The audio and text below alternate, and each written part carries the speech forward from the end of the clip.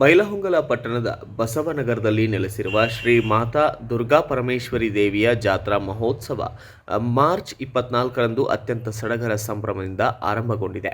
March 24ರಿಂದ March 27ರವರೆಗೆ 4 ದಿನಗಳ ಕಾಲ ನಡೆಯಲಿರುವ ಈ ಭವ್ಯ ಮಹೋತ್ಸವದ ಉದ್ಘಾಟನಾ ಸಮಾರಂಭದಲ್ಲಿ ವಿವಿಧ ಮಠಾಧೀಶರು ಹಾಗೂ ಗಣ್ಯರು ಭಾಗಿಯಾಗಿದ್ದರು.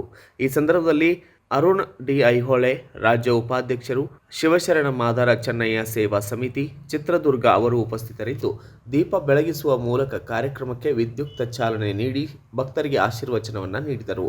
ಈ ಸಂದರ್ಭದಲ್ಲಿ ದೇವಿಗೆ ವಿಶೇಷ ಪೂಜೆ, ಅಲಂಕಾರ ಹಾಗೂ ವಿವಿಧ ಸಾಂಸ್ಕೃತಿಕ ಕಾರ್ಯಕ್ರಮಗಳನ್ನು ಹಮ್ಮಿಕೊಳ್ಳಲಾಗಿದೆ. ಜಾತ್ರೆಯ ಅಂಗವಾಗಿ ಪ್ರತಿದಿನವೂ ಧಾರ್ಮಿಕ ವಿಧಿವಿಧಾನಗಳು ಹಾಗೂ ಭಕ್ತಿ ಕಾರ್ಯಕ್ರಮಗಳು ನಡೆಯುತ್ತಿವೆ. ಸುತ್ತಮುತ್ತಲಿನ ಗ್ರಾಮಗಳಿಂದ ಸಾವಿರಾರು ಭಕ್ತರು ಜಾತ್ರೆಯಲ್ಲಿ ಪಾಲ್ಗೊಂಡು ದೇವಿಯ ಕೃಪೆಗೆ ಪಾತ್ರರಾಗುತ್ತಿದ್ದಾರೆ.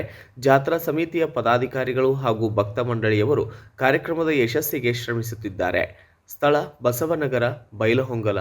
ದಿನಾಂಕ ಮಾರ್ಚ್ 24ರಿಂದ 27, 2026ರವರೆಗೆ ಭವ್ಯ ಮಹೋತ್ಸವ ಜರುಗಲಿದೆ.